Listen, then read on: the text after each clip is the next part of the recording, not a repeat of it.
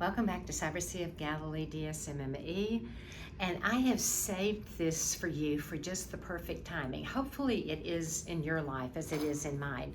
But it was written by David Tarkington, and it came out in our Sunday Visitor. So I hope they wouldn't mind if I use this as a bit of a meditation. You can just kind of close your eyes and think about it, or pray with me. But it has to do with Padre Pio, one of my favorite saints. So, St. Padre Pio was praying when a lay brother, believing that he was out, burst into his room. The saint dismissed his apologies with the words, "I was just praying for a happy death for my father." "But your father died 2 years ago," the brother explained, looking quite surprised. Padre Pio looked at him in disbelief and said, "I know he did." True Christian prayer is not limited to this world of space and time. It takes us into another dimension, where in the mystical body of Christ, it can reach out now to those in need, to the four corners of the world, and just as easily to the needy in the past as in the future.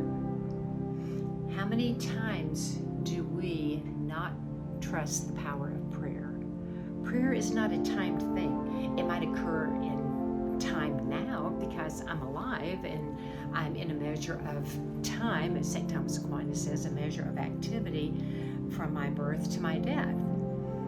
But prayer transcends this. It's another dimension. And so we noticed Padre Pio praying for his father who had died 2 years before, and yet he was still praying for him, praying for his death.